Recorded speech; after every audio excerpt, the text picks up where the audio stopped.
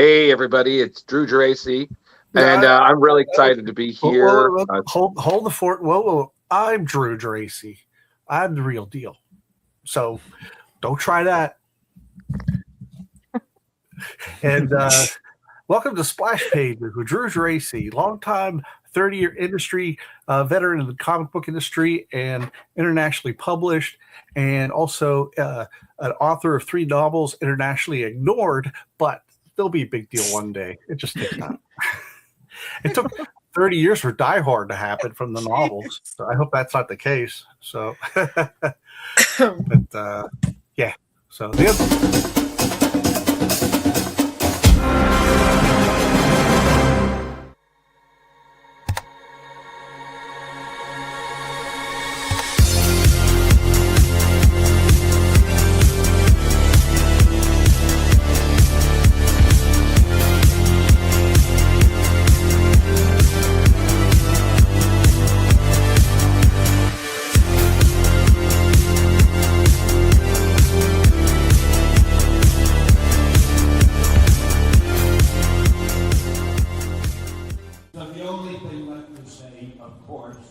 Is the one obvious thing.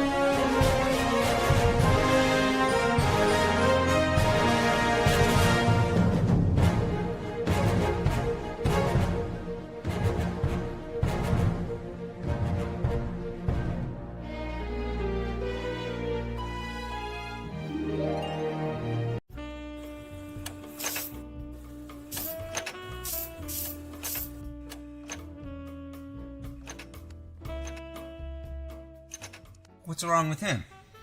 His girl just broke it off. It's her father. He doesn't want her dating a zombie. Why? What are they, demons? She is predeceased. An outsider? Mm-hmm. Man, you're asking for trouble. She broke my heart. You're a zombie. Technically, you don't even have a heart.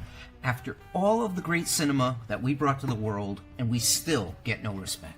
I don't know why he doesn't like me. I'm responsible. A full-time job. You work at a haunted house in October. I'm trying to be healthy. She's a vegan, so... Wait, you're giving up meat? Oh, come on. What are you gonna do? Attack a farmer's market to try to impress her? Now, if he was a vampire, you'd have a much better chance with her death. Yeah, those pretty bastards. I didn't think this would be that hard. Hard? Man, I'm a zombie and I'm black. Here we go. I blame the educational system. I blame the media. I blame George Romero. Oh. How could you be so disrespectful? Coffee? Zombies don't know much, but they do know good coffee. Deadly Grounds. It's coffee to die for, and zombie approved. Who's George Romero? Just have some coffee. Hey, welcome to Splash Pages. My name is Leo. I'm the monkey behind the keyboard here. We have an amazing show scheduled for you as always. And we're going to kick it on off here with Carey. How's it going? Hey, it's going great, Leo. Hopefully my microphone's working. Hey, Raven. Glad to see you here. So it looks like we have to choose between 2 Drews tonight because we don't know who the real one is. And there can only be one. The great Dr. Seuss said something similar, so I'm going to paraphrase. And it's for you, sir, out there, Raven. Would you like to choose a Drew, sir? If, sir, you, sir, choose to choose, sir, one of 2 Drews, choose, sir, do, sir. And now I've done that, and I'm done. How about Drew to the G? Right. No, okay, yeah, there's no way I can follow that, guys. Like, come on. No. Anyways, great to be here once again, guys. Really looking forward to tonight's show. I'm really looking forward to discussing all the wonderful things. And yeah, good to see you guys again. Yeah. Thanks Jar for Jar. Hey, it's me, Hey. Jar Jar Jeremy, and I want to talk about He-Man. Oh my God, what a great movie. But first, let's talk about our guest. So over to our Drew or this Drew? I mean, the question really is, will Drew Geraci please stand up? I still think it's going to be a problem here. Excuse me. But Excuse me. oh, he's right there. Sorry. I'm sorry. My head is bigger than yours, so that means I'm in charge. Very nicely done. Yeah. Thank you very much. What a wonderful way to introduce our guest. Thank you, by the way, Drew. That was fantastic. Thanks for having me over, everybody. Well, Wonderful to have you. I feel like we have to bring up, you are the first time we've ever booked somebody because they commented on a post we made. So I'm hoping that this is the start of a new trend, because we would love creators to just comment on our stuff. I'm like, do you want to be on the show? And they're like, absolutely. And then I'm like, well, that was easy. Hell yeah. Yeah. You know, and I haven't. Go ahead. Yeah. No, go. No, I enjoyed the format. I thought you all gelled quite nice. So we like to think we all have our own crazy. Yeah, and almost everyone here wears glasses, so that also helps. The only we basically have just a kind of a Velma problem. So if we all lose our glasses, blind, horrible. Basically blind. MJ could be okay. Jar is gone, and me. Yeah. Well, I was lost already, so it's doesn't matter. Trouble with glasses on. Well, we should start. I mean, you commented on a video that we'd had, which is crazy to think it's years now, where we got to interview the late, great Keith Giffen, which sadly was one of the, well, great for us, but sadly for all of comicdom, it was one of the last interviews he did before he passed away. Yeah. And correct me if I'm wrong, Drew, but you got to work with him on a project or two, right? I got the fortune of working on 52, the weekly series that DC did around 19. It was 20 years ago, but it was so groundbreaking because it was a weekly book. And what they did is the editor, I can't remember his name, but he moved over to Marvel because they saw how well he organized 52. What he did is he set up different art teams. I was with Pat Olliffe, who I had worked with before, but I love his stuff. And what was really cool, it was scheduled so perfectly. Like a monthly schedule is kind of taxing if you're really involved. I mean, if you're a hack, it's no big deal. But if you really want to put in extra time, and a month is just, it's okay because you might fit some family stuff in there, but most likely not. You have to, when you're in comics full time, you have to surrender a lot of things. So you can't binge watch anything. You can't, go your every Tuesday bowling night or something like that, because the deadlines. I call it the Cinderella syndrome sometimes because, well, there's a writer, then there's a penciler, and he might be a little long, not in Pat's case, and then the inker gets it, and then the colors. So I would get what I call the Cinderella syndrome because it would be like, or Friday afternoon. It's like, here's 6 more pages we need by, Monday or Tuesday. Well, we're off to the ball, i.e.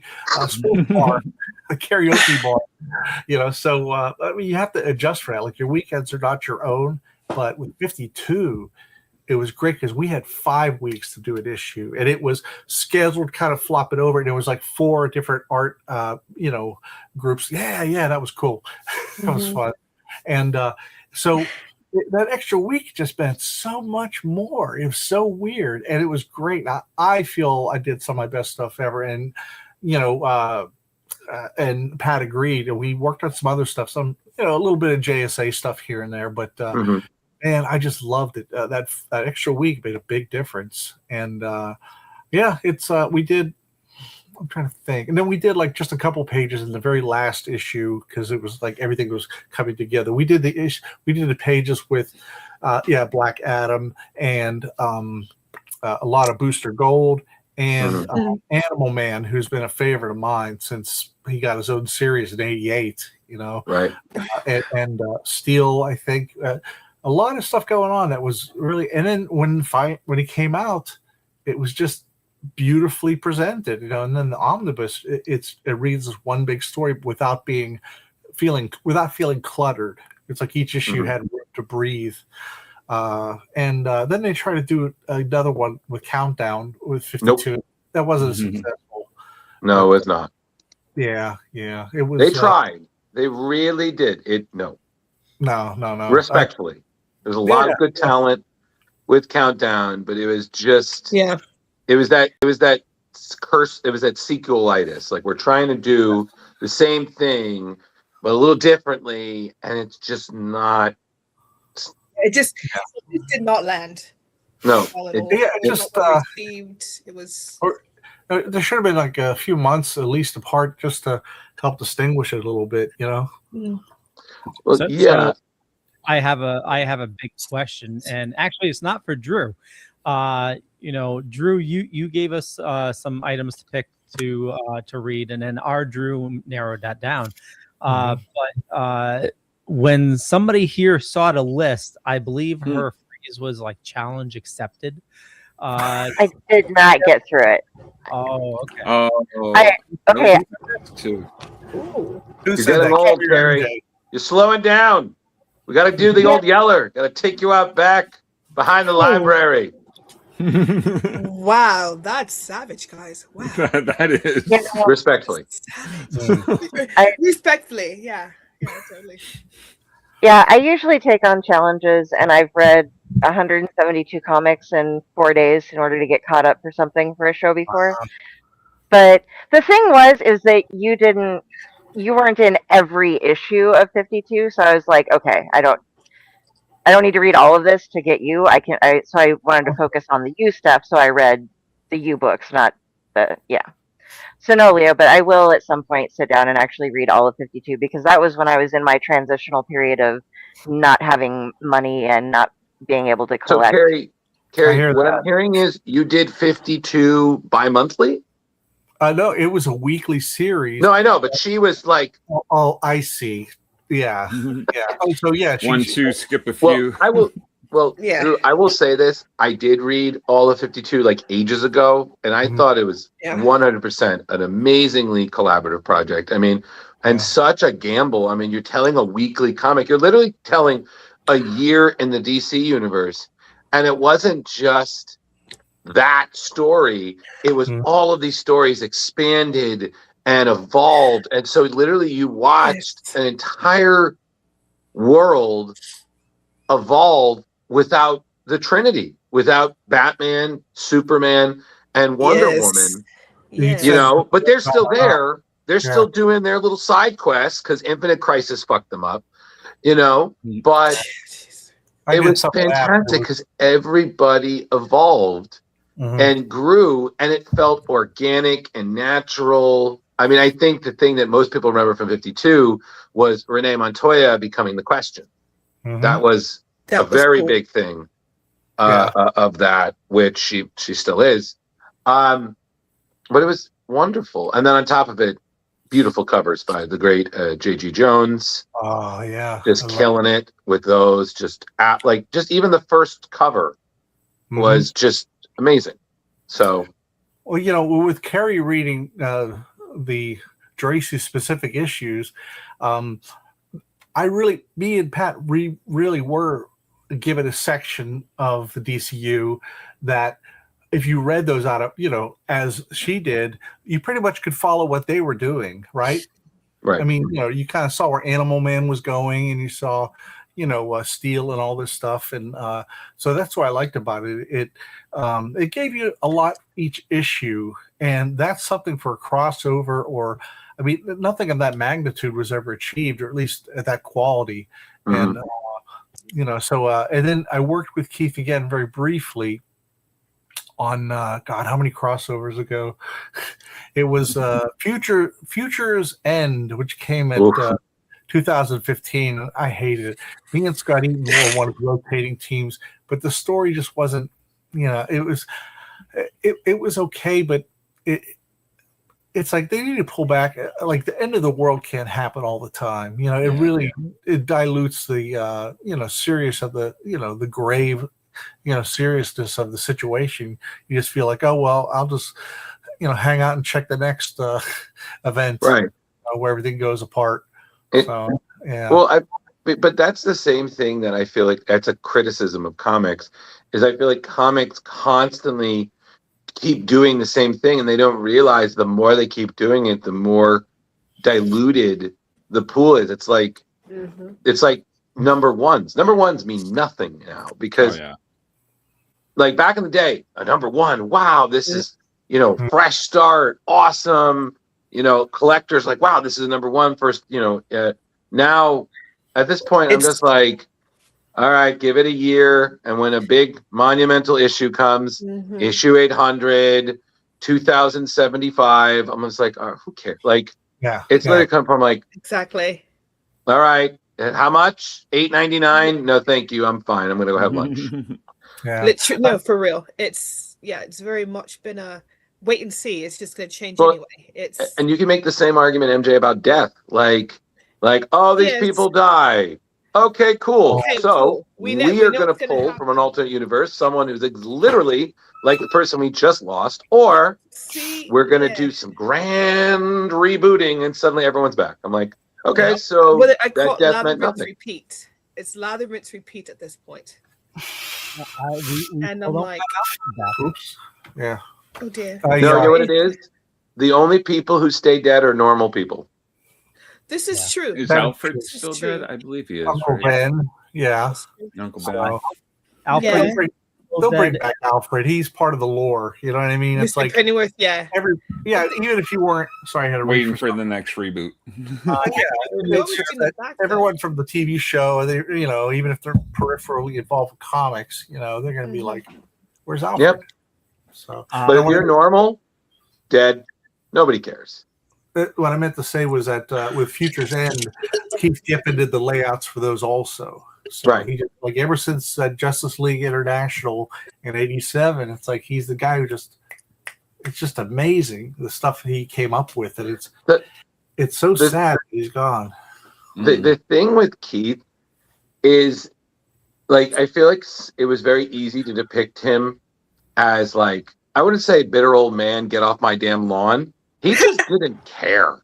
So, like, especially like when somebody comes with a stupid question, that's okay. He very much was that person who is just like he explained to us in when we had him on why he'd stopped doing panels, because he would just got tired of people coming up with, oh, so in Omega Man issue 27, page 4, what did you mean when they did it? And he was like, that was 30 fucking years ago. I forget what I had for lunch yesterday. Yeah. Like go sit down. Go sit down. Like, and it's funny because I remember at my comic book shop, I got comics in in Harrison. He did a signing, and they just I know all of them, and they just like people I work with here love to fuck with me. So literally, I'm just getting my books, and it just Keith Giffen's like, "Hey, Drew," I'm like, "What?" He's like, "Go fuck yourself." And I'm just like, and guys, Franco was like, "So yeah, Keith Giffen just told you go fuck yourself. How do you feel?" I'm like, "It's what I always wanted." Ever since 52, Blue Beetle, JLA, just listed. Ever since I started reading Scooby-Doo Apocalypse, I've said, you know what? I want one of these people to tell me to go fuck myself. And you know what? It was grand. Great. Well done, you then. Well done. But Keith, the thing I will say about Keith is that, and Leo and Jeremy, you can back me up on this. When he was really like, when you asked the right question, he lit up. We asked him stuff, and he was like, yeah, he went through the motions, but we asked him about Scooby-Doo Apocalypse, and he was just like, oh, yeah, I love working on that. He was just firing all cylinders. Like, I feel like Drew, being a veteran, like 30 years, like, there are projects you just light up, but then there are ones that are like, oh, yeah, that was great. It's kind of like how I imagine Mark Waid is when people talk about Kingdom Come. Yeah. Alex Ross is wonderful. It was a great book. We're so glad that it's lasted so long. Thank you. Yeah. That seems odd because he's very passionate about comics, but I don't. He's gotten real curmudgeonly of late, and what are you gonna do? He was with Keith. I remember he had a panel at Terrificon that was celebrating him, but it was a roast. And my friends dressed as Blue Beetle and Booster Gold, and they're sitting front row. And he's like, "Yes, I'm so glad all of you could be here." And these two fuckers just sit in the front row, following me like a goddamn shadow. Oh man! And it was just like, okay, Grandpa, we're gonna bring you back home now because bingo night's coming. So you love that. Stop bingo night. But he was great. He was it was really great. And Leo and Jeremy, it was just so great talking to him. And I think my favorite thing was they posted to his account before New York Comic Con that year. It was like, well, I guess I'm not going to New York Comic Con. And then I was like, oh my God, even from the grave, Keith Giffen's winning. Well, I knew him from when he started off in like 75. I wasn't even 10 years old. And he was Mr. Fill-In artist on Odd Books. Then he did the Defenders for a while. And I'm going way back. So, I mean, then he did Omega Men, which was friggin' awesome. Right. And then he did the first 6 issues. And then he did that. He kind of copied that Spanish artist Munoz during the 80s. Just right. And first, it was a bit of swiping, but he was getting familiarized. Then he went off in his own way to do a different style, So it wasn't like he was making a life, career out of that. He was just kind of familiarizing himself with a different style, and he used it like starting on the last few issues of Legion. He did. You can see he had this real kinetic, sort of almost like Trevor Von Eden would do later on. It's pretty interesting. But I never saw Keith Giffen. I was at the Fan Expo up in Canada back in 2008, and I went to go say hi to him, but he had already gone, and we were swamped. We were really busy that day. It was just great. It was cool to be in Canada and meet all kinds of people that I wouldn't normally get a chance to meet, And it's speaking of starting off in the industry, I had a executive job. I was an advertising manager. That's where my background was for a few years. And I got one of those jobs that I kept getting promoted, and then I became management, and it went away from artwork. I stopped doing paste up, which is, I don't know if you're familiar, it's very archaic, You didn't just type stuff out. I mean, you type stuff out, put it on the waxer, burnish it, and then you take it into the photograph area. The giant camera, and then you would have negatives, and you did the negatives. It was so many steps. And Darwin Cook had that same background. And one time at MegaCon, he and I just talked about that for like 15 minutes. It's kind of funny. And the late Darwin Cook, good Lord, God, I love. Oh my God.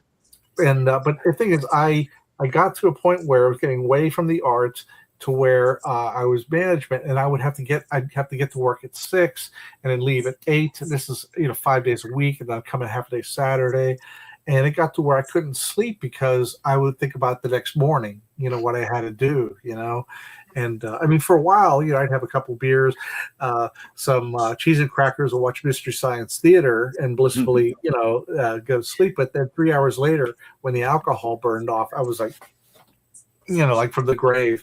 So it was killing me, really. And my immediate boss, he had a quadruple bypass, and he was a skinny guy too, and it's like, that's my future if I stay here, And so I quit, and I took a minimum wage job. Now I was making $30,000 in 1990, which was pretty decent. And I remember I got a lot of shit from a lot of family and friends, but it was killing me, And but what I did is I lived very, not beyond my means. That meant like not going out on Saturdays and shit like that. But I spent like evenings and weekends working on my portfolio, and it took like a whole 2 years for me to really get going. And then I met Dave Johnson at Dragon Con around 1994. I think, and he's the guy who has all those Eisners for the covers. Yeah. He's done like 100 bullets and stuff like that, and he was looking for an assistant, and he gave me some photocopies of Chain Gang War that he did. It was a book called Chain Gang War that lasted 12 issues. Pretty cool. And he told me to get some kind of like a frosted vellum to put over top and ink. And I showed it to him and he liked it. But actually, I sent it to him. And then it was on a Friday. I hear a message on the machine, old telephone machines. And it was like, hey, Drew, the job's yours if you want it. And I was like a schoolgirl with a crush. Like, that sounds familiar. Yeah. And then, but it was pretty. But the thing is, he thought it was really odd because I was quiet and I was a real like the boss is right. I'm not going to argue with him or whatever. And he just thought I had a stick up my ass. But there's moments I do, but it wasn't with. It was just that I was. Like, okay, I came from a professional background. Like, this guy's my boss, even though we're doing comics. But what was great about Dave is I thought I was going to break into business, more assisting anonymously, some 10th generation Liefeld hack. But it turns out that I worked with Dave and his sensibilities of graphic, hard black and hard white, that the guys in studio guys that really hit my sensibilities. And he paid me. We would look at a page. I wouldn't do every page. I'd do like certain panels. Because he's not going to trust me with a face right up front. But and then he would say, we would say like $100 for a page, which was good. I mean, he made, and he would say, I did about 30% on that page. It'll be like $30. I'm like, okay, we generally agreed. And then later on, I got a job. I sent samples. He knew Chuck Wojciech, who did Justice League right before Grant Morrison, right before the reboot. Because when you break into DC or Marvel, you don't start off on Batman. They want to, they don't want to trust. If you're going to be a slob or horrible at it. And also, you don't want to grow up in public like that. You want to work on a shitty book that's about to be canceled. And so I worked on a lot of books like Legion of Superheroes. I do like half an issue here, which I loved. And I've always wished they'd bring that back. It was a fun book. And this is the early 90s when after Crisis and after they got after 0 Hour, when they got all their continuity straightened out finally. Thank you. Yeah. It was hard to be a DC reader for a while. You had Hawk World. You had, it just like, I don't know what happened there. I think it was just the first time it was overwhelming, I guess. But wow, they rolled the books up. But then Wonder Woman's not a founding member of the JLA. Or no, she never was she? I can't remember. I think so. They used Black Canary instead in their book. They kept messing it up. Yeah, they revamped it so it wasn't her. It was her mom. Yeah. It was Hippolyta for a bit, and then that's how they explained Wonder Woman was there, but it wasn't Diana. But I totally agree with you, and these lovely people can agree that I'm a huge 90s DC fan. Absolutely. Some of my favorites, like Starman and Hitman, spiraled out of that, and then of course, you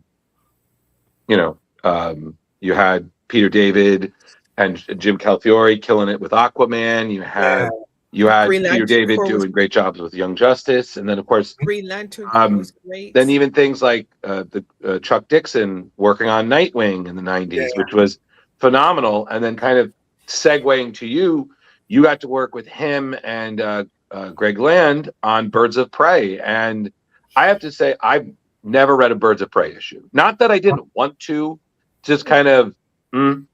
But there's a ton of books out there. Yeah, but yours, it was just all 14 issues were just fun.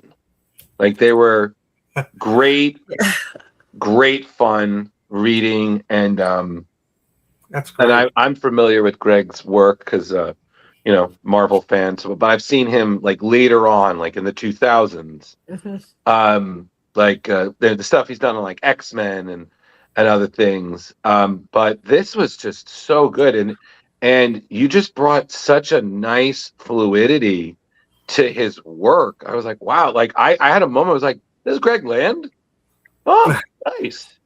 Yeah, he's not what he used to be in my mind. I mean, and I'm not saying that as I actually quit working with him because he kept repeating the same faces. You know, this was during cross-gen, which is a whole different subject. But I quit because it was driving me crazy because he was busting my balls, and it's like, you know, I'm inking the same goddamn faces over and over and over again, you know, and the same poses. And see, now this is fresh. Like when he did this was amazing. Ongoing series. It's really fresh stuff, and you don't see a lot of repeat poses, or you know. And I think he just later on he just found a shortcut because his original art was selling well, as you know, with cheesecake and stuff like that. So yeah, inking a wheelchair and keyboards are hard. they take a lot of time, you know. But it was so much fun. I was rereading some of it recently, and I like the one guy who looks like Drew Carey. I think that was deliberate. Yeah. And on that fourth panel where he has his head down, that was a little zipatone I'd cut in there. So once back then, you know, you had this little vellum stuff called zipatone, which was an effect, you know, and yeah, it was just something to do, you know. I'm black and white, you know. I'm a pen and ink guy, and I loved doing that kind of stuff. But it's not, you know, it's not much call for it because now the colors kind of have taken over that, and you know. But yeah, I think what happened with Greg was he was really hungry, and then when he stopped being hungry, I think he kind of just going through the motions. I've seen his Marvel stuff last couple of years, and I'm just kind of like, you know, it's very posed, and more so, you know. Like here, this stuff doesn't look posed at all. It looks natural. And I'm sure he got reference for it, but he made it fall into place like really well. And I took so much pride in doing that. The one issue we did with Nightwing, where Nightwing and Oracle, it was the romance issue. It was so good. Yeah. I'll tell you what's funny is through some reason or other, I can't recall why, but I think I was away I might have been in Pittsburgh for like a funeral or something like that, or some family thing. And I came back and I had to do a bunch of pages the second half of the issue, but I didn't want to crap them out. So what I did is I slept 5 hours a night, and I don't mind doing that, but I mean, after a couple of days, you get a constant headache, you know. But I'm like, this issue 8 is so important, and it's such a great story. It's like Chuck's firing on all cylinders, Greg's firing on all cylinders. I am not going to drop the ball on this, you know. Oh, it's so good. And the colorist Gloria Vasquez, I love her work, and I talked to her a few times. She lives in California with her husband and a bunch of kids, and just real sweet. But I never got to meet her. She's one of those people with a real life. I don't want to be What's that like? Yeah. Screw Jar, that. what real life? What is that? Yeah. I'm married. I don't know real life. Oh, that's fair, right? I can't talk to you. Yeah. But, go ahead. I'm sorry. No, you're good. Carey, you had a question? Yeah, you were talking about the texture thing that you did on the one. I can't remember what you just called it. You just said it. Yeah. But I noticed when we were, what was it called? Excuse me, Zipatone. Zipatone. Okay. Yeah. My question is about Ben-Day dots and halftones. And I wasn't sure. I noticed a usage of those mainly in No Man's Land when I was reading that. And I wasn't sure if at this point, like you're saying now, the colorist kind of takes over some of that. But there were some fabulous techniques used in No Man's Land. And I'm just wondering how much of that was you and how much ends up being the colorist. Well, back then it really was like it was like the three of us, you know, art-wise, we'd pass it off and not an assembly line. That's too crude a way to put it. But it was just that we knew, you know, I guess it'd be like a basketball, you know who to hand the ball to, you know, and you know it's going to be good. You know, there's like no, like, you know, you just, get it out, and you know the result's going to be good. But like I said, you don't want to be the weak person on the chain. Right. So, and like I said, the computer coloring, that really has taken over a lot of inking, which is why I've been doing more writing. I've been doing more commissions and stuff like that, because you look in comics nowadays and they don't really have inkers anymore. They use there's some beautiful colors out there, but it's just that, beautiful color artists out there. But, I just come to accept it. I used to be bitter about it, but, it's a lot of fun. And I love doing it. I do a lot of commissions over established people. Like I've done some over like Gene Colan, old school, and Rags Morales. I saw this piece I inked on Rags Morales, and then I did with the toothbrush in the whiteout, making little stars in Gotham City. I saw it on eBay for like $1,100, and I don't know what the original person paid for it to have. I know what I got paid for it, but I don't care. But I think I'm like, wow, that's cool. Someone thinks, it's like, must have done a good job. I was flattered more than anything, because it wasn't my piece to begin with. But but the old days too, you had to. Funny thing about No Man's Land, what I loved about it is there was an earthquake in Gotham City, and then there was just all this chaos going on. And what was great was the buildings, everything was kind of wobbly and all that. And so I barely had to use a straight edge. I could freehand the whole darn thing. Like all the bricks. I'd be like, cool. It would be so great. I didn't really have to. I didn't really have to. I was like, I could do rubble all day. Right. All about the do my taxes. Right. I want to pull this up real quick, if that's okay, just to show people what we're talking about here. This is okay. If you guys can see, I'm not sure how well, but this area in here is where they have the Bende, is what it's considered, and it's the little dots. Yeah. Oh, okay. Yeah, those are called Bende dots, and they're there's that, and then there's half tones, but half tones are the same thing, only they go in different sizes, so it's more of a shading technique. Okay.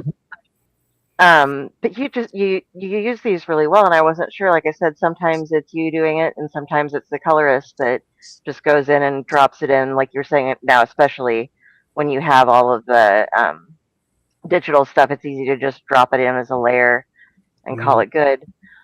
But you use there's so much hatching and cross hatching in this too, and also up in here with the splatter and stuff. Do you draw that, or do you flick it and toothbrush? But what I do is I frisk it off the area.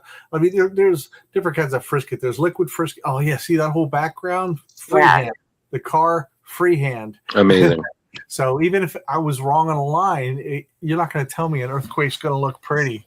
And but what I did is they do have combination of, they had frisket stuff that you stick on like a sticker, or they had liquid frisket, which I didn't like because it would sometimes adhere to the paper and be like. So what I did is I just get comic book backer boards, and I would just block off the areas and then I would with some tape and then take it all off, and it was fun. In fact, I did a couple issues of Mass Effect solely based on my ability to do black splats. Nice. Yeah, it was funny. Well, so.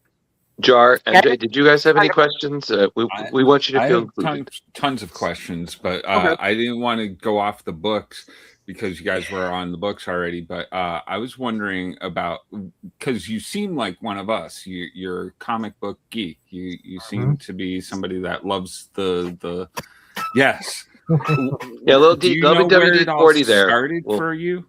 Do you know who molded you into this power geek that is now you're one of us with talent? Thank you, Jar. That was wonderful. I didn't mean it like that, but yeah. Okay. But no, well, you know what? When I was, what's funny is that 1974. It was when my eyes kind of woke up. I was staying with my grandparents for the summer of '74, and the first Spider-Man Marvel Treasure Edition came out. And you're a little kid, so it's like it's like a giant tome. And it just hypnotized me. And then later on, a couple of weeks later, my grandmother and I walked on to the 7-Eleven, and I got 6 comic books. And one of them, I think, was you still have first comics. One of them was like this, and it's like you cannot not get addicted to comic books if you have that issue. So what I did is that whole summer, I drew my own comics, and it's weird because I have zero recollection of my life before that. It's like, a universe opened, and I just started drawing. Thank you. Madman, So, I'm sorry. I didn't mean to interrupt. Oh, no, you go. You're. But yeah, it really opened up to me, and then I started collecting them comics and everything. And I was a big Marvel fan mostly. I was a Marvel zombie. Oops, sorry, I'm shaking my camera. But you know what? I'm so glad I worked for DC Comics because they treat their talent really well, respectfully. The editors were great, and it was. At that time, Marvel was in the '90s. Marvel was kind of doing a lot of crap, like derivative stuff, like the extreme justice and stuff like that. But Extreme X-Men. Yeah, Extreme X-Men. That's the word. Yeah, but actually, yeah, DC did do one, but it didn't last long. But I used to. One thing that was really sweet is as a regular. As a regular freelancer, every month you would get a box of everything DC came out with that month. Wow! Only thing I didn't get was the hardcovers or the the trades, but so what? But what I loved is the Superman Triangle era. It's like I just knew where to put them, and I would read them, and it was just so flawless, Yeah. You'd have Dan write something, you'd have then you have Louis Simonson writing something, and it was so fun, and then the Bat books, of course, and I liked the Connor Hawk Green Arrow. I thought that was really enjoyable. That really needs to be reprinted. But I mean, it was so great, getting all those, I'd be lost for like a day. And I'd be like, I want to read some more, but I got to get to work. And also, it was such a great time because DC had the 80-page Giants. They brought those back, and I contributed to a few of those. I did a Batman one, and I don't know what else, but I mean, that was cool because DC had all these little avenues where, like, if I do a monthly book, and if I have a little time in my schedule, they might ask me to do a 10-pager and an 80-page giant, or a pinup in JLA Secret Files. I did a lot of Secret Files stuff. It was very freelancer friendly. Like, if you have a day or so, or a couple of days, the Bat office helmed by the great Denny O'Neil, all the assistant and associate editors were just so professional, just alarmingly so good. It's like you whipped them the shit. So, you were good to them, they were good to you. That kind of stuff. Oh yeah, and so I was glad I worked. Most of my career was at DC. And Denny was so funny, like in person. Like, he was the nicest person in the world, but he was such, like, depending on the subject, he could be such a savage. Like, I remember, I'll never forget this. So at Terrificon, our bread and butter convention, there was like a making of Robin panel, and Danny was on there, and they're talking about, I think they're talking about like the Tim Burton stuff. You know how Robin was supposed to be in Tim Burton, but he got nixed. This whole thing. So they're talking this whole thing, and he just, is it me and my girlfriend were just sitting there kind of taking a breather from running around getting books signed and things. And we're just sitting there, and he just, is there any representatives from Warner Brothers or associates here? And people laugh, like, no, you're good. It's like, like, he just goes off for like 3 minutes. And me and my girl were like, okay, so Uncle Denny rocks. Like, this man just, but like, if you see him, like I was really grateful to get to meet him once or twice. Whatever he brought him, he'd sign, he'd say hello. He was very nice, very, but I never forgot just this old man just cursing these people out for utter shit. Oh, that's like funny. he was Brando in The Godfather, like, look how they massacred my boy. Like, just he was a character, but he was not only a phenomenal writer, but he was a great editor. Like, he oversaw so many great stories.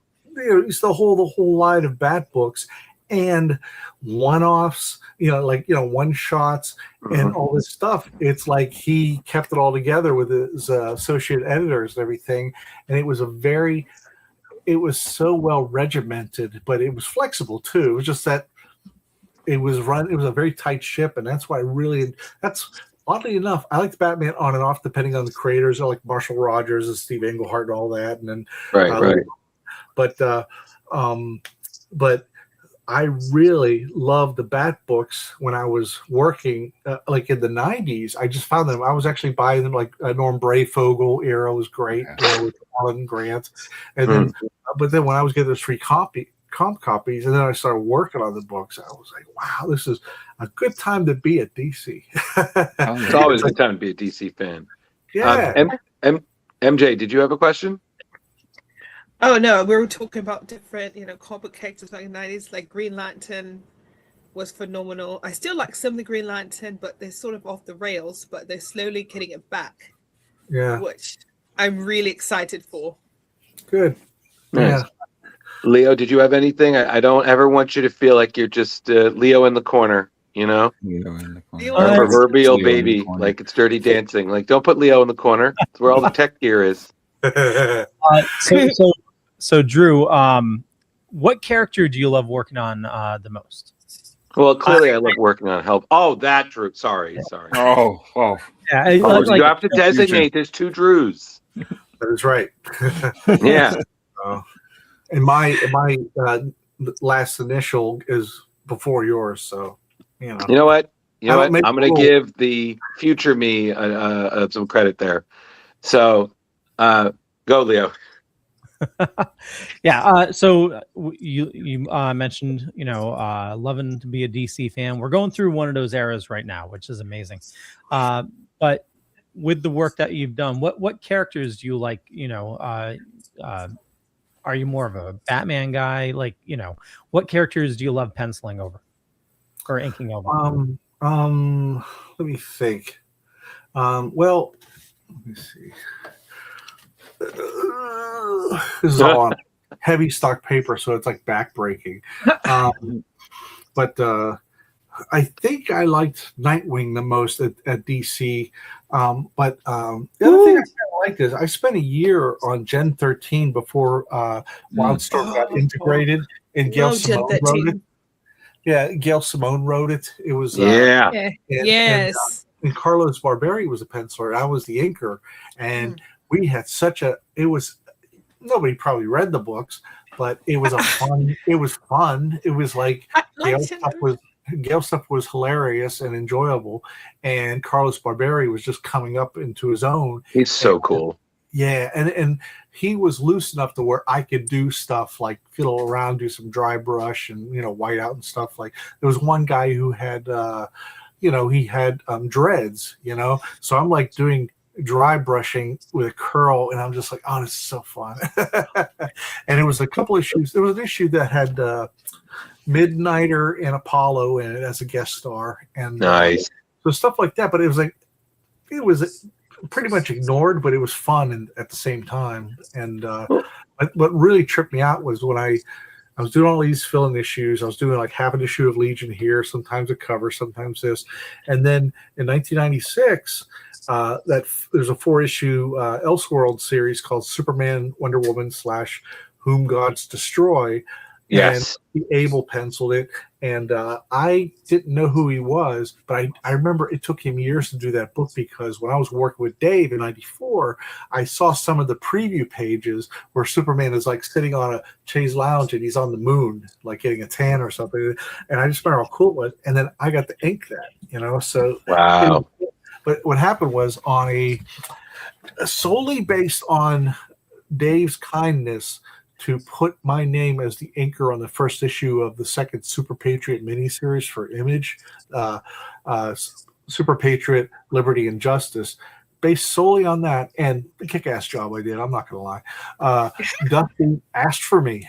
And so on a Thursday, I get a call from Mike Carlin, like from the high executive editor at the time. So he was high priest of DC, and I loved his books, And so he called me, but he says, "I'm going to need you to get it done over the summer." Now this was 4 48-page books with new covers and interior covers, and so it's going to be 200 pages I had to do in like 3.5 months. So I said, "Can I get back to you tomorrow?" And he goes, "Oh, sure." And so I said to my wife, I said, "Look, please understand.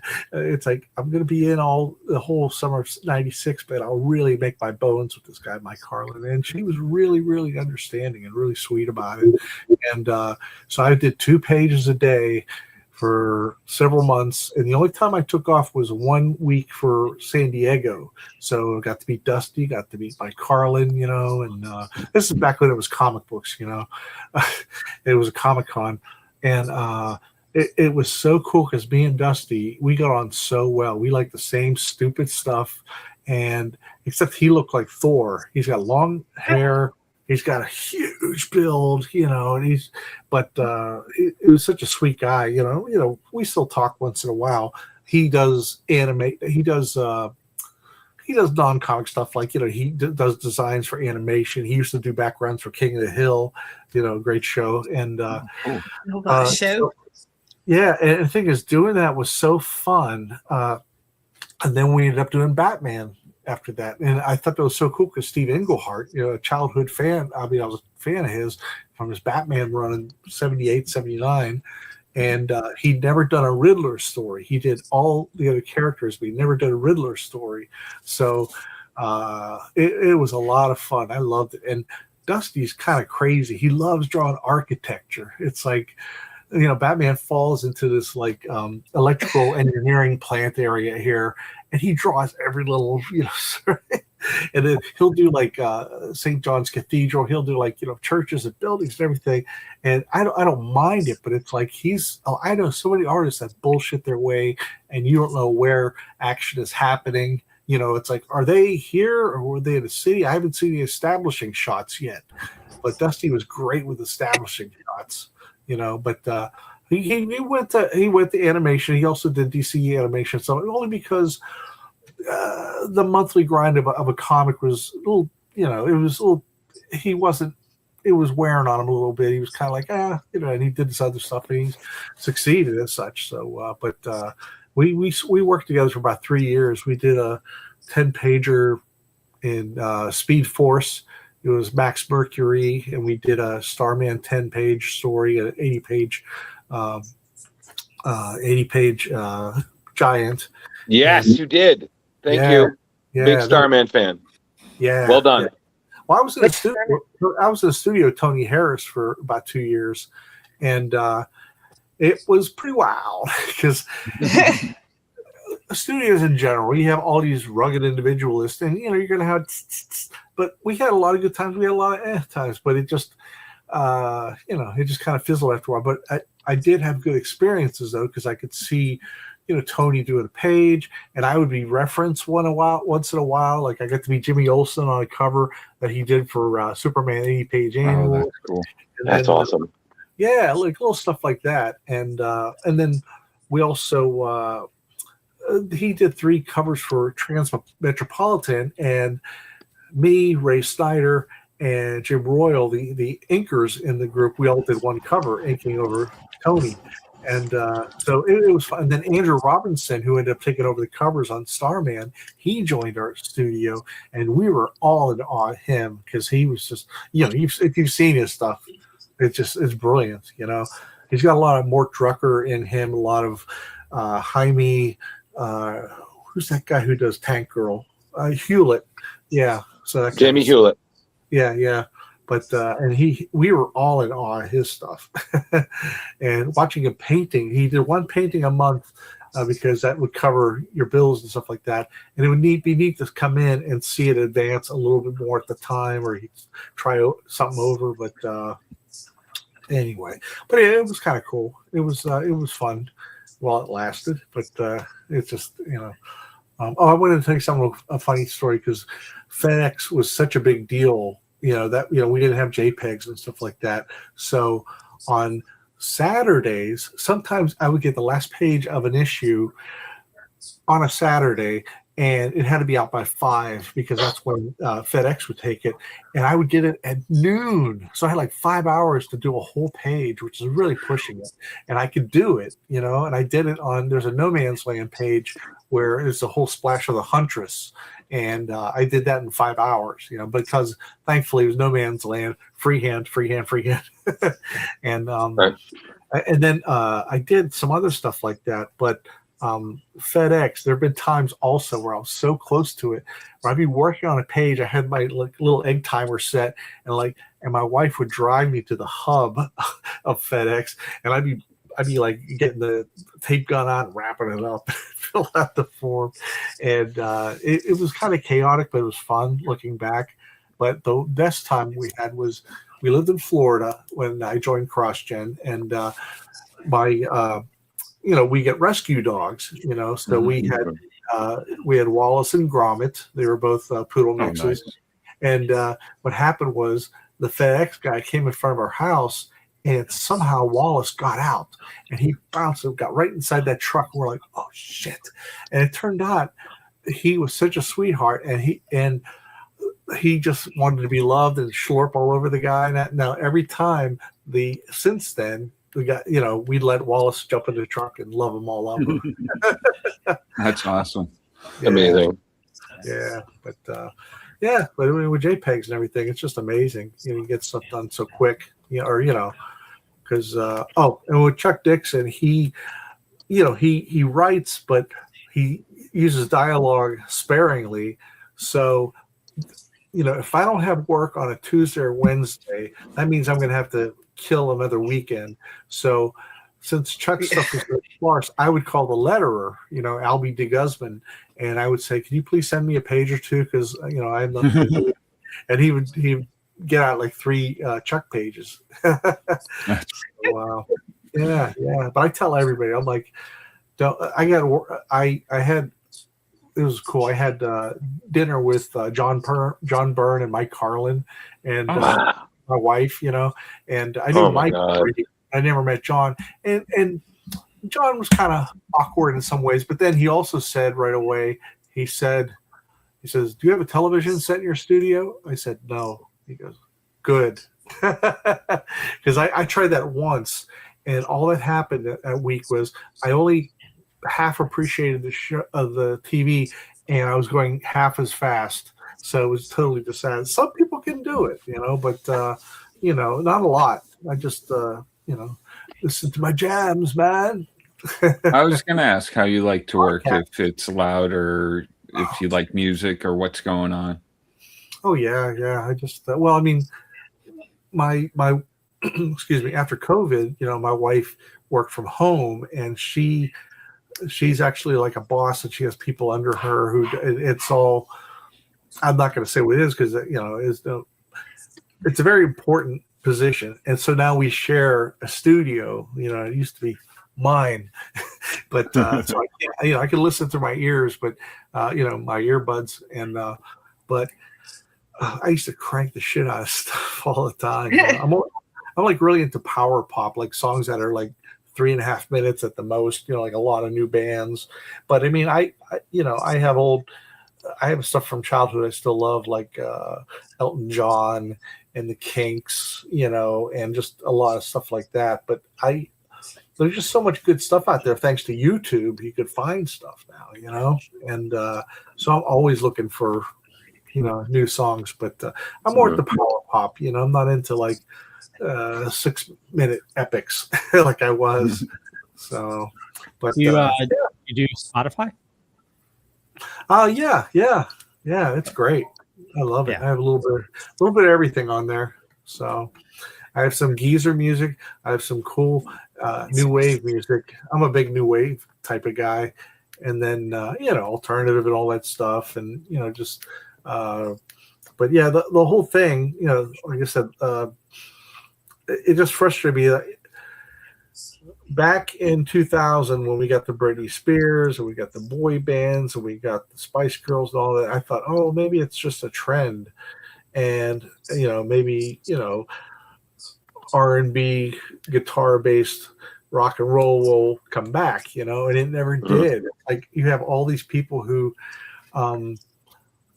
these overlords at these record companies, they decide who's going to have the big hit, and who's going to, they have it all mapped out. It's like this way, right. And they, and so, it's harder to find unique voices, I think, nowadays. It's kind of like the opposite of comic books, because there's so many great indie books out there. Yeah. Right. Are you still reading today new stuff? I'm a little behind right now, but I picked up not Cobalt Blue. What is it? Radiant Black is pretty cool. And there's several. I'm just drawing a blank.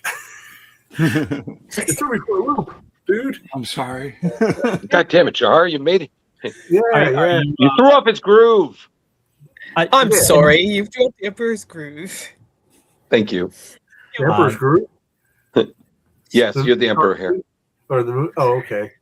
Yeah. But well, another thing, and I also wanted to bring up. I've only ever watched the adaptation of Tower of Babel, the animated film that they had done. I've never read it. And again, you got to work on that. I mean, what a story, man. And not just what a story, but, and I think I loved, because again, we've had the pleasure of getting to interview Mark Waid quite a few times, to the point where he'd recognize us if he saw us and probably ask us for a Diet Coke. But that's our fault. But I think I read the foreword, and he mentioned that he felt the greatest compliment was that ever since the story, JLAers are hesitant of Batman because of this story. And in a industry where events are rebooted, changed, like that is just such gravitas.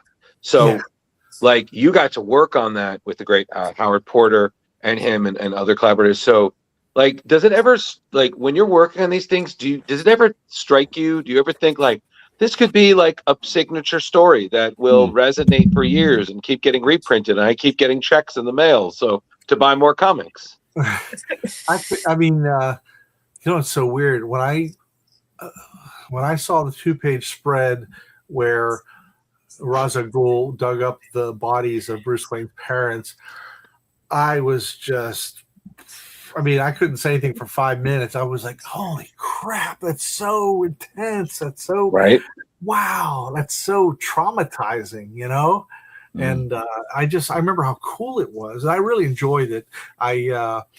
It was just a great idea that why wouldn't this guy have a contingency plan for everything, because you just don't know. It's like, Starro could slap on your head forever and you have to figure out how to take, Martian Manhunter down or whatever. And I thought, it was, and what I liked also was I like Wonder Woman, but I think people are afraid to give her a strong personality because she's too wholesome. Yeah, she's kind of too wholesome, similar to Superman in a way. I don't mean that in a disparaging way. They're like Captain America also, where they're like upstanding. Everybody looks up to them, right?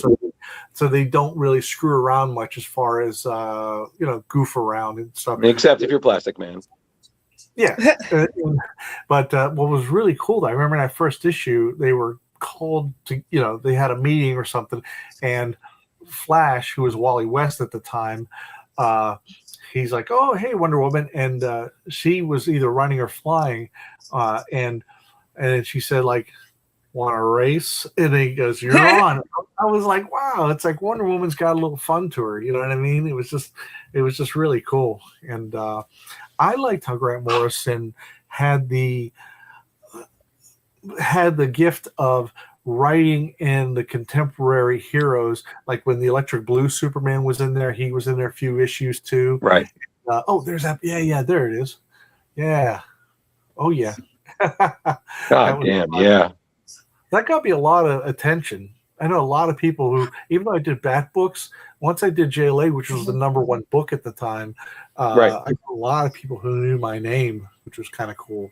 But yeah, that was just, like I said, it's mind blowing. You go see his parents, and there's a big gap where their coffin should be. It just, it's like a once in a lifetime kind of shock. You know? I don't know. I definitely think that what you guys did with the translucent Superman scarred Carey. Like,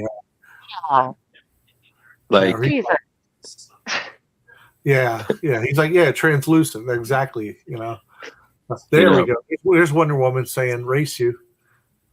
I love that. That was so much fun. And again, like you, Howard, and Mark just told such an amazing story, and there were just such poignant moments. Like I even remember it was like when they're reuniting with Batman, and like Classic Man isn't making any jokes. Like he is so serious, and they're like, "No jokes." I was like, "No, this is not a good day." And you're just like, wow. Or I think it was a moment where Kyle references Hal Jordan. Yeah. And Wally just fucking snaps. And even Kyle's like, "Oh yeah, I'm sorry, man. I don't know why I said that. Like, that's not cool." Yeah.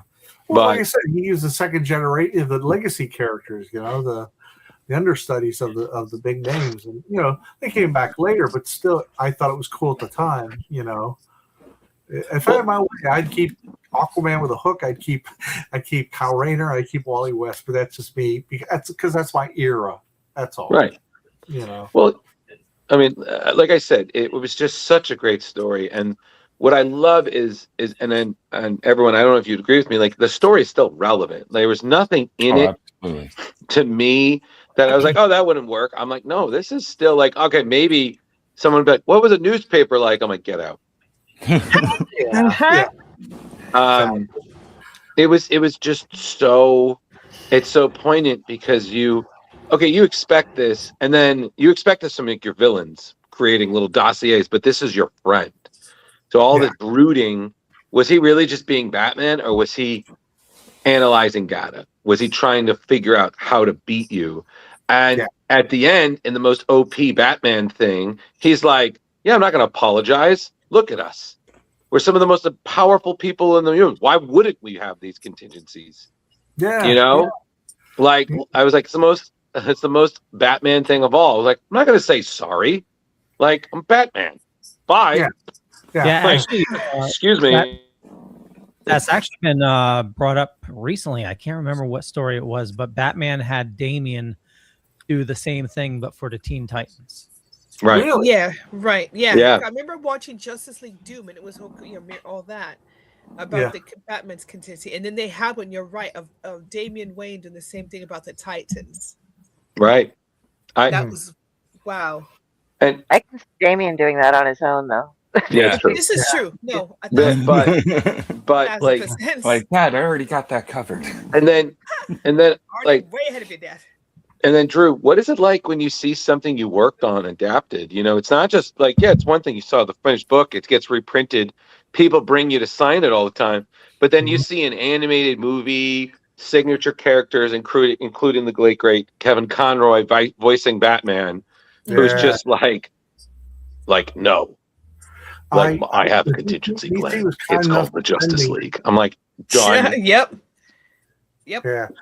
Well, DC was kind enough to send me the DVD of that, and I was just like, I'm like, I was there at the beginning.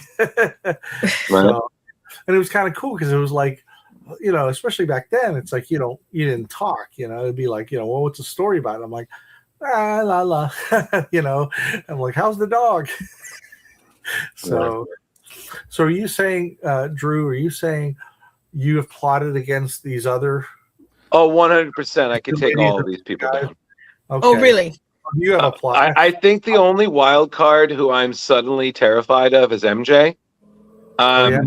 Yeah, but I would probably underestimate Carey and Jar. But then Leo would get. Basically, it's one of those like I could plot, but they'd figure it out, and then they'd come for me, and I'm like, oh boy, this was not a well thought out plan. To be fair, I was 8 years combat veteran, so active combat. Okay, MJ? What did I say?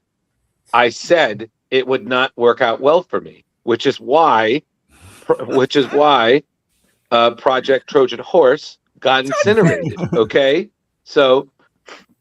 Okay, so you can turn that little gothic frown back to a smile, cheery goth. It's just and relax. Okay.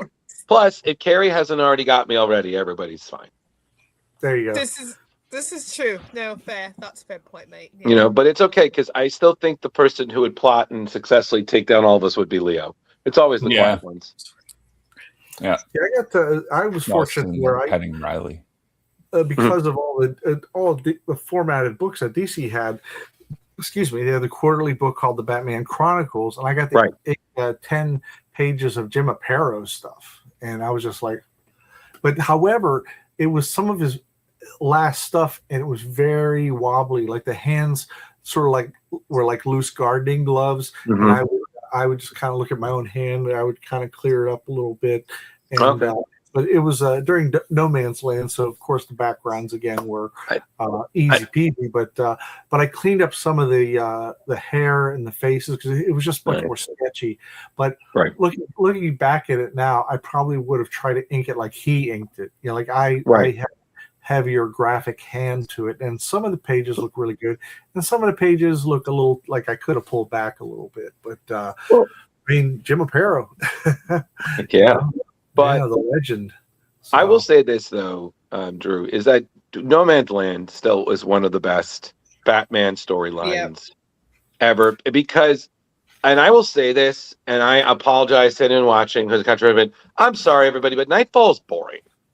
Respectfully, minus breaking the bat, there's a lot of filler, and some choices that I'm like, why?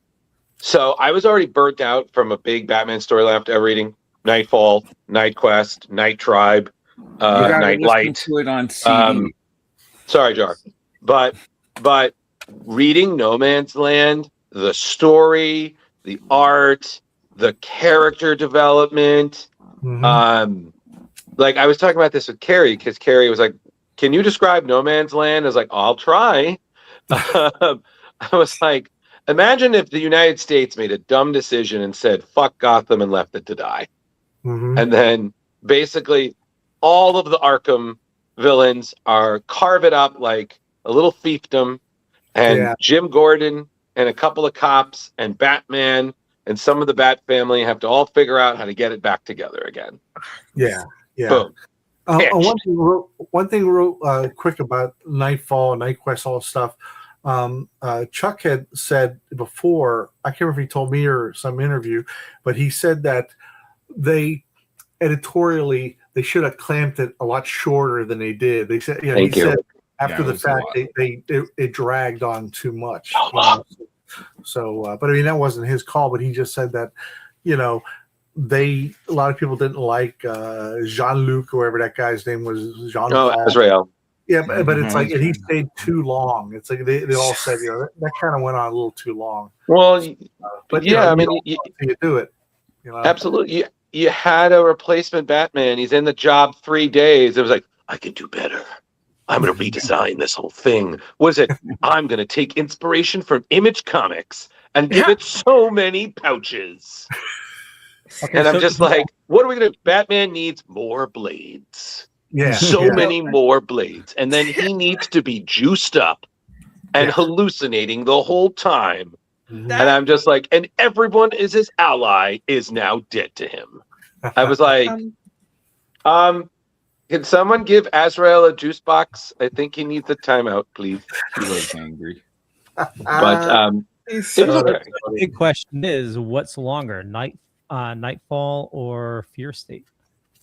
Okay, you know what? You bring this up every year, and I'm going to say this. You need to let it go. I have to say, collecting Knightfall was very difficult because it went across different books. It wasn't just Batman. You had to get Detective. You had to get what was the other one? Robin. Yeah. Nightwing. Yeah. Yeah. There was a lot, Jar. It was a lot. Yeah. Go ahead. I'm sorry. No, and then there was just 3 gigantic collections that you read, and you just think, well, I can't get those 17 hours back, so okay.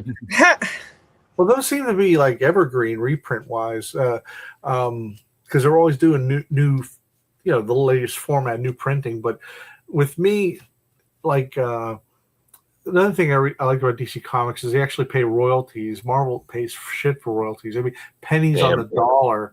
I mean, maybe if I was one of the Kubert boys, but I don't begrudge them at all.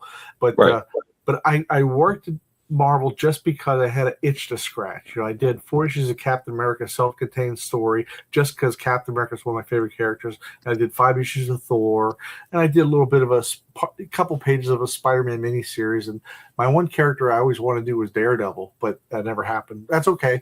But the thing is, their page rates were lower at Marvel, and I just did it to scratch that itch. But I was so happy to go back to DC, because they, and as far as reprints and the stuff that sold the best, I'll be honest with you. Every quarter I get royalties, and the other thing is that DC does digital royalties, and I think they do international royalties as well, which is great because the things that are evergreen, like I'll be frank about the because I haven't really worked with in comics in several years, quite a bit, and other ones were. But the stuff that's been evergreen, and I'm talking like every 4 months or whatever, 4 times a year, it'll be like anything from a car payment to 2 car payments to maybe 3, depending on what's selling. And the evergreens are 52, No Man's Land, let me see, the JLA, Tower of Babel, and I'm trying to think of some of the other stuff like. Once in a while they have a sale. Like there was one time Gen 13 bumped up a bit, and I think they had a big sale at the time because that didn't really sell in the first place. By the time I got on it, and so I mean it's neat to see that stuff. Constantly being viewed. It's you sit at home all day, even with the music and all that. It's like it's kind of lonely. I'll be frank. This is before podcasts and all this stuff. We're talking the 90s. And the 2000s, when YouTube was just starting up and everything. But and it's like you're alone a lot, and you're there 2 a.m, and you're thinking, is anybody going to remember this stuff? Am I just busting my balls for nothing? And then when I hear people say they like stuff that I've worked on, that just gets me right to the heart. I just love it. I greatly appreciate all the. I just was along for the ride for some good titles.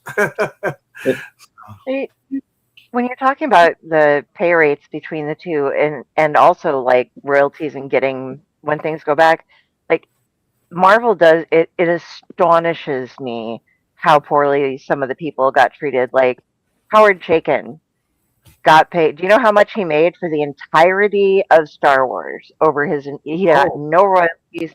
He made $1,800. Yep. And that was pre. They did the royalties for like 2 years later, 3 years later.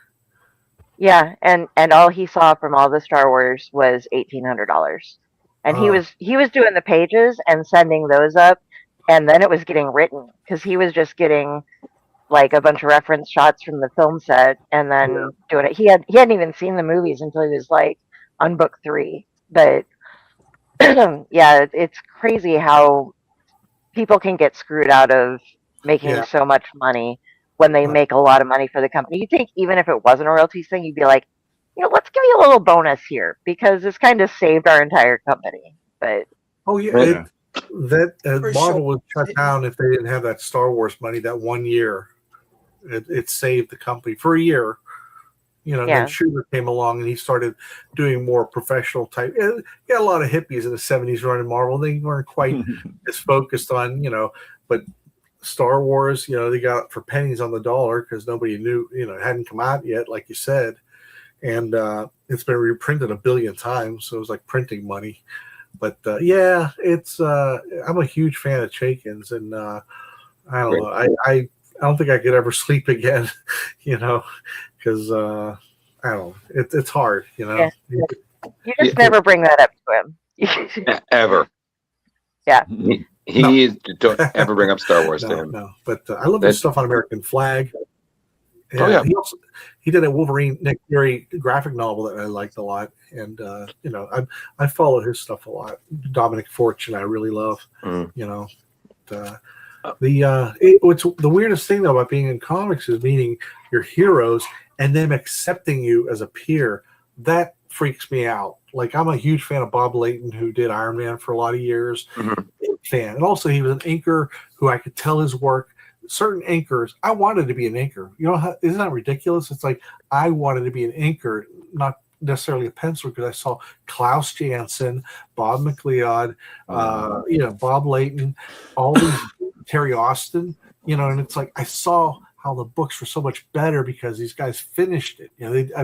They were better than just some slob of the month, and I really was into black and white graphics, and when I went to the Art Institute of Pittsburgh, I did a lot of that stuff as well, and that was. But I mean, what was it? But I see Bob Layton, at a show. We're sitting next to each other at the 2000. Yeah, it was the 2000 Heroes Con, and he wanted to trade pages of original art with me, and I'm like. And it's like he knew who I was, and I'm just like, if you told me at 13 or 14 that I would be pals with him, and go out to dinner with him, and all these other people, it's such a trip, And then meeting who else did I saw? I mean, over the years, I consider myself. Those before me are the real professionals, and it's like, and I just kind of came along as a fanboy, but they were all fanboys too. I'm just like, wow, it's like this person likes my stuff, somebody I admire. It's very satisfying in that way. It's very grateful. I'm very grateful for that kind of stuff. And but like I said, it took 2 years of working evenings and weekends, and it paid off. And like I said, I enjoyed doing that show in Knoxville, on Knoxville Fan Expo, July 10th through 12th. And it'll be my first big show in a long time. And I sell prints, I do commissions, I do sketches, and I sometimes, sign books, I don't charge or anything because that's ridiculous. But you don't even have to buy anything. Just talk comics, I mean, I don't care. I mean, I'm still the guy on the other side of the table. You know what I mean? It's like, I want to hear what you like, that kind of stuff, because I think if you don't have that attitude, then you're there for the wrong reason, because I mean, I'm still the hyper geek I was, many, many years ago.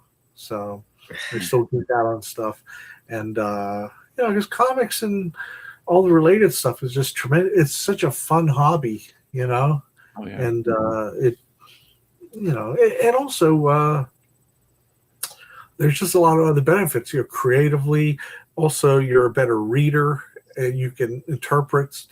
They say you're a much better reader if you start with comics. But in the old days, they treated it like you were subliterate. You kept that shit in the closet. I remember my first girlfriend. My second girlfriend, like one in high school, and I literally had my comics in the closet. I had a couple of these boxes in there. It's like, because it just wasn't cool, and it's like, you'd be like a dork or a slur for someone who is gay, like a real, especially junior high, kids can be rotten.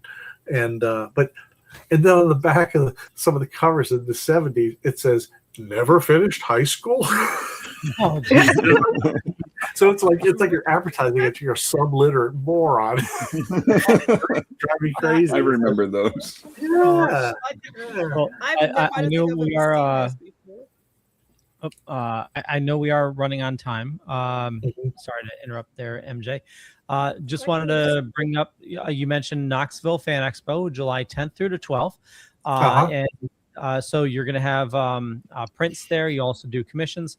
But also, if people can't make it to Knoxville, you do commissions through Facebook and X as well. And so they can reach you through there, also through email. And you mentioned the show Drew Geraci comics at gmail.com. Yeah. Awesome. And just this is how you spell Geraci, by the way. Okay, good. I'll make it easier for everybody. These are my 3 novels on Amazon. They're in Kindle and in really good stuff. Really good stuff. Rock and Roll is Dead, and She's Next. So it's about a young woman named Lainey Kilburn who moves to Pittsburgh, becomes part of the rock and roll scene, a little small indie scene, and plays a lot of clubs and bars owned by the Russian mob. And our main character, Lainey, she falls in love with the son of the big mobster, and a lot of crazy shit ensues.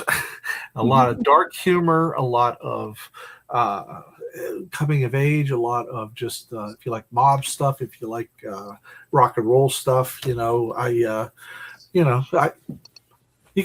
sample, you could have a preview on Amazon. I have an Amazon page too, which has, like all this stuff too, so, but awesome. Enough about me. Let's talk about me.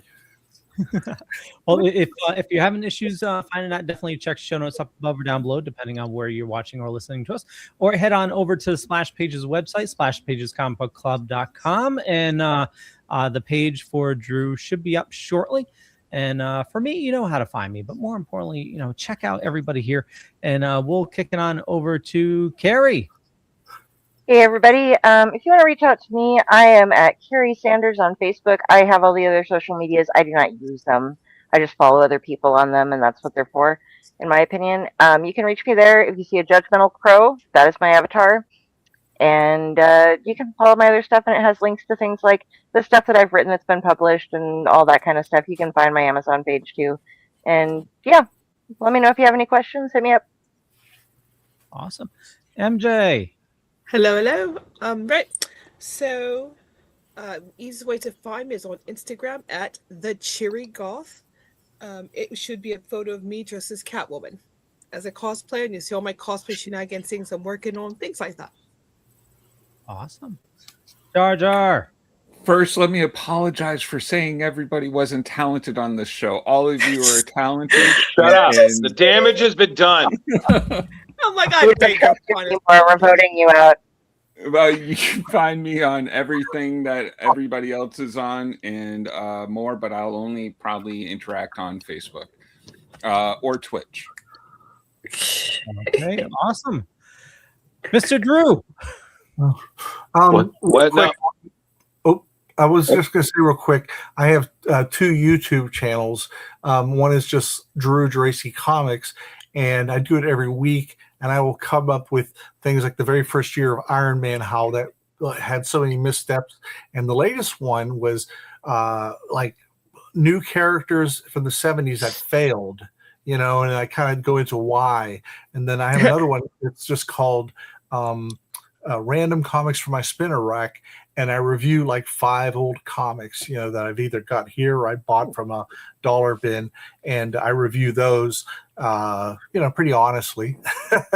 And so, yeah, I have both of those, and I do them like every week or so. Awesome. Very cool. It's fun. Too. Oh, are we still on? Hey, everybody. Thanks for joining us. We had a great time tonight. Hit the like and subscribe button for the YouTube page. If you need to get in touch with me, there's always time to follow me on Facebook, Instagram, Blue Sky. I'm everywhere. A lot going on this year.